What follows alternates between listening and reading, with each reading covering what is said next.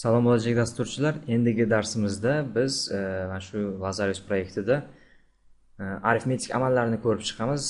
Ko'rib turganingizdek, bu o'tgan darsimizdagi dasturimiz edi. Demak, keling mana shunga o'zgartirish kiritamiz. Ya'ni boshqadan yozib o'tirmasdan tepadagi qatorlarni o'chirib yuboramiz. Hamda o'sha ekranga yana write line orqali ekranga masalan yozuv chiqarishimiz kerak. Masalan, deylik 2 plus 5. Bu qo'shish arifmetik amali. Qo'shish amalini bajarishimiz uchun, demak, e'tibor bersangiz 2 plus 5 yozishimiz o'zi kifoya. Bu nima qiladi? Bu ekranga 2 plus 5 degan yozuvni chiqaradi tenglari bilan. Hamda undan keyin e'tibor bersangiz virgul bor. Demak, virgul bo'ldimi? Bu yog'i yozuvlar, ya'ni string tipidagi obyekt, bu yog'i esa arifmetik amal. Bu yoqda amalni bajarish kerak. Men bu yoqdagi bu qismdagi qo'sh tirnoq orasidagi plus belgini hisobga olmaydi dastur. Ya'ni bu qatorda 2 bilan 5 ni bir-biriga qo'shmaydi. Faqatgina yozuv sifatida qaraydi unga. Bu qatorda esa hech qanaqa qo'sh tirnoq bo'lmaganligi uchun mana bu plus degan belgi qo'shish kuchiga ega. Ya'ni 2 qiymatiga 5 qiymatini qo'shish kuchiga ega hamda ekranga chiqarib qo'yadi. Nima qilding ulug'bek? Demak, 2 ni 5 ga qo'shib ana shu qismda ekranga chiqarish kerak. Endi dasturni ishlatib ko'ramiz. Hamda сообщение chekarator. Hamma сообщениeni ko'rib turing. Ana endi ko'radigan bo'lsak, xuddi e'tibor bersangiz mana 2 plus 5 teng deganda hamda probel ham bor. Hamda 2 plus 5 degan ifodani berib qo'yganmiz. Bu qatorda tengdan keyin 2 plus 5 degan ifoda ko'rsatilmaydi. Chunki bu yoqda biz uni qo'shtirnoq olmaganmiz. Faqatgina uning natijasi ekranga chiqariladi. 2 ga 5 ni qo'shib ekranga chiqaradi, e'tibor bersangiz 7.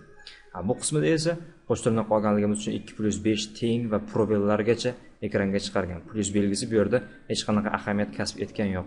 Lekin bu qismda plus belgisi ikkita sonni qo'shyapti hamda bizga 7 ni chiqaryapti. Lekin ko'rinmaydi bular. Chunki bular ko'rsatish buyrug'i, ya'ni mana bunaqa ekranga chiqarish qo'shtirnoqlarning orasida emasligi uchun faqatgina natijani ekranga chiqaradi xolos. Endi mayli.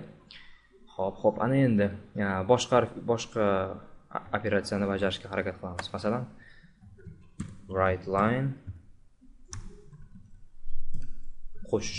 qo'shishni bajardik. Endi ayirish, masalan, 7 ayrilgan 3 masalan deylik. 7 ayrilgan 3 teng.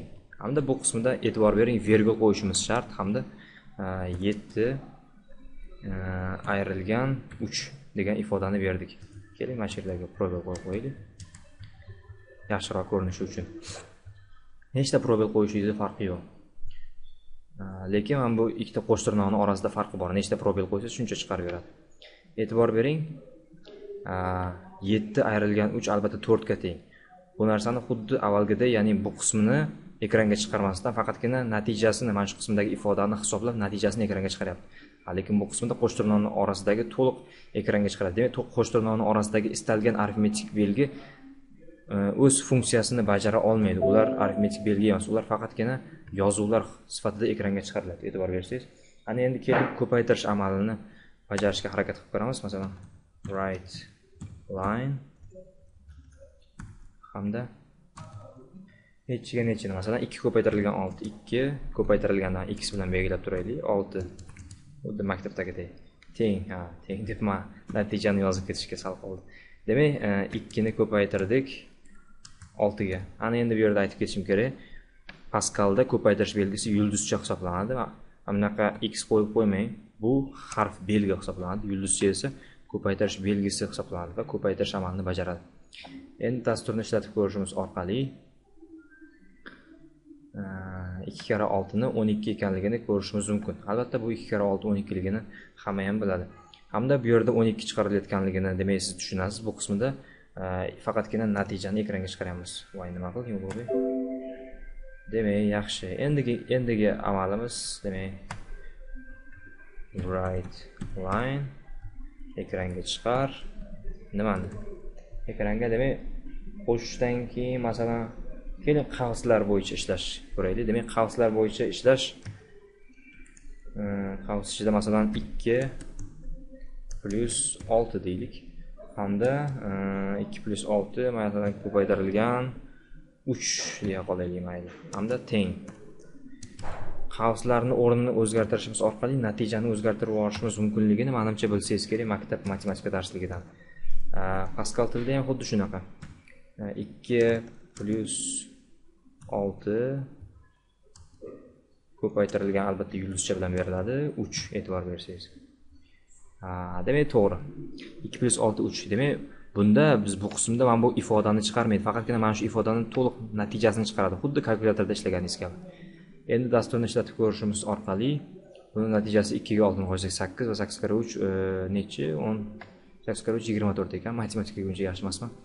Demak 2 ga 6 ni qo'shib 3 ga ko'paytirishimiz orqali 24 ni chiqaryapmiz. Bu yerda qavslar juda muhim rol o'ynaydi. Agar qavslarni 6 bilan 3 ni orasiga qo'ysak, demak birinchi 6 kara 3 18 chiqadi va unga 2 ni qo'shib 20 qiymatini chiqaradi. O'shaning uchun qavslarni qo'yishda adashmasligingiz, chalg'imasligingizni maslahat beraman. Unaqada natijangiz chalg'isangiz, natijangiz o'zgarib ketishi mumkin va katta xatolarga yo'l qo'yishingiz mumkin. Endi masalan, qo'shish va ko'paytirish, demak qavssiz right line right line dan keyin albatta qavs ichiga yozamiz, chunki right line dan keyin chiqadigan hamma narsa qavs ichida bo'lishi kerak, e'tibor bering. Hamda birinchi ekranga chiqadigan qismini masalan mana shu ifodani masalan 2 plus 6 ko'paytirilgan 3 bo'lsa, bu yerda amallar bajarilishi ketma-ketligi degan narsa bor. Ya'ni avval 6 kara 6 ga 3 ni ko'paytiradi. Chunki ko'paytirish amalini obro'si qo'shish amalining obro'sidan balandligi uchun birinchi ko'paytirish bajariladi. Demak 6 kara 3 18, hamda 18 ga 2 ni qo'shib 20 qiymati chiqishi kerak ekranga. Agar men bu yerga ifodani yozsak, bo'lmasam chiqmaydi. Demak 2 plus 6 ko'paytirilgan 3. Endi dasturni ishlatib ko'rish natijasida shuni ko'rishingiz mumkinki, qavslarni ahamiyatini, ya'ni mana 2 plus 6 ko'paytirilgan 3 da bu 2 va 6 birinchi hisoblansa, 8 hamda 8 kara 3 24 natija hosil bo'ladi. Hamda bunaqa holatda demak qavslarsiz yozilgan holatda bu amallarni prioritetiga, ya'ni muhimlik darajasiga qarab amallar bajariladi. Birinchi ko'paytirish, keyin bo'lish, keyin qo'shish, keyin ayirish. Bu matematikaning qonuni hisoblanadi. O'shaning uchun dastur buni o'sha qonun bo'yicha bajarib ketadi. Siz agar qavs bermasangiz, uni o'zi bilganicha, ya'ni qonun bo'yicha bajaradi hamda sizga boshqa natija chiqarib qo'yish mumkin. Demak, qavslarni qo'yishda ham ehtiyot bo'lishingiz kerak bo'ladi. Keyingi qatordagi kodlarni right line nimani yozishimiz mumkin? Masalan, keyingi qatordan yana bitta operatsiya bor, ya'ni mod degan operatsiya bor. Bu Pascal dasturlashtirildi. Masalan, 5 mod 3 deydigan bo'lsak, 5 ni 3 ga bo'ladi hamda qoldig'ini chiqarib beradigan amal hisoblanadi. Endi ko'ramiz mana. 5 xuddi yozilishi ham mana shunaqa. Mod ko'rsangiz qora harfda qorayib qoldi. Ana endi dasturni ishga tushirish natijasida buni natijasini nima chiqayotganligini ekranga ko'rishimiz mumkin. Mana 5 ni 3 ga bo'lgan holatda 5 ni 3 ga bo'lsak albatta 1 chiqadi. To'g'rimi? 2 qoldiq qoladi. Demak, mod degan operatsiya bu 5 ni 3 ga bo'ladi.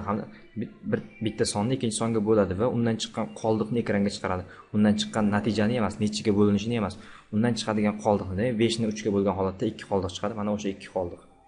Ana endi undan keyin yana shunga o'xshash, faqat sal boshqacharoq bo'lgan div operatsiyasi bor. Right line. Masalan, nechi 10 deylik, 10 div nechi deymiz? 10 div 3 deylik masalan.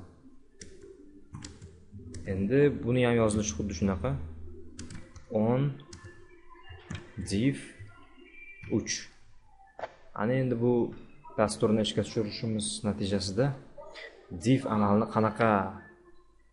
qanaqa amalni bajarayotganligini ko'rishimiz mumkin. Mana ko'rsangiz 10 div 3 degan, ya'ni dov deb yozib qo'yaman. Umuman olganda farqi yo'q bu yoqda, lekin bu yoqda ya'ni amalni bajarish qismida divni noto'g'ri yozsangiz, kompyuter xatolikni chiqaradi.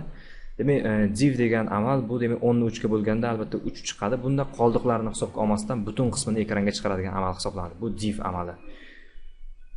Demak, bunda 10 ni 3 ga bo'lgan holatda 3 chiqadi va bir qoldiq chiqadi. Lekin bizga qoldiqni chiqargani yo'q, faqat butun qismini chiqarib beryapti. Bu div amalining xususiyati. Keyingi komanda write line hamda keling bo'lish amalini ko'rib chiqaylik.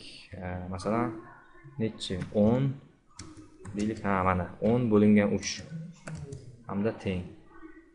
Endi 10 ni Pascal dasturlash tilida bo'lish amali mana shunaqa slash belgisi orqali beriladi.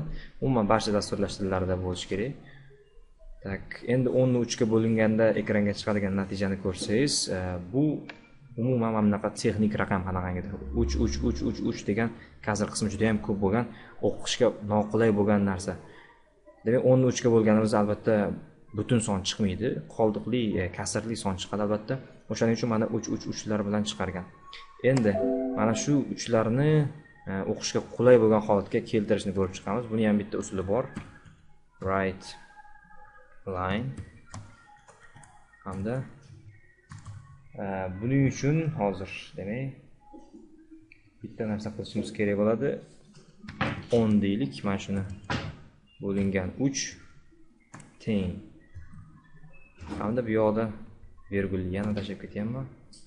10 bo'lingan 3 hamda endi e'tibor berishingiz kerak bo'ladi. Bundan keyin ikkita nuqta qo'yamiz hamda 0 yana ikkita nuqta. Masalan, nechta raqam kerak bizga? Bizga masalan ikkita raqam kerak bo'ladigan bo'lsa, ya'ni butun qismidan keyin ikkita raqam. 2 ni yozsangiz ikkita raqam, 10 ni yozsangiz 10 ta raqamni qoldiradi butun qismidan keyin. Endi buni amalda ko'rishimiz uchun dasturni ishga tushiramiz. Hamda e'tibor bersangiz, mana 10 ni 3 ga bo'lgan holatimizda 3.33, demak, ikkita raqamdan keyin bu yog'ini ekranga chiqarmayapti. Chunki biz mana bu yerda aytganmiz 0 hamda 2 degan ikkita nuqta orqali 2, ya'ni 0 nuqtadan keyin ikkita raqamni ekranga chiqarishni ko'rsatganmiz. Agar 4 tani yozsak, masalan, 4 ta raqamni ekranga chiqarish mumkin. Keling, mana shuni sinab ko'ramiz. Masalan, 5 deylik. Nuqtadan keyin bizga 5 ta raqam aniqlikdagi qiymat kerak bo'ladigan bo'lsa, mana 3 dan nuqtadan keyin 2 ta va bitta 5 ta raqamli aniqlikdagi sonni oldik. Endi unda mana bu birinchi raqam nima? Mana bu nimaga 0 turibdi deb so'rashingiz mumkin. Keling, mana shuni ham tajribada sinab ko'ramiz. Biz nuqtadan keyin deylik 2, ya'ni osonroq bo'lishi uchun hamda mana shu 0 ni 5 ga aylantiramiz. Nima desam, 5 ga aylantiramiz va buni sinab ko'ramiz. Bu teng belgisidan keyin qancha joy qoldirish kerakligini hisobga oladi. Demak, mana bu teng belgisidan keyin qancha miqdorda joy qolishi, demak, har bitta harf bitta belgiga mos keladi. Bitta, ikkita, uchta, to'rtta. Demak, mana shu raqamning o'zida 4 ta. Hamda mana bu yerdaga bitta bo'sh joy bilan 5 ta joy qolyapti. Endi mana shuni 6 ga o'zgartirishga harakat. 7 qilaylik, mana shuni farqini ko'ramiz, o'zgarishni.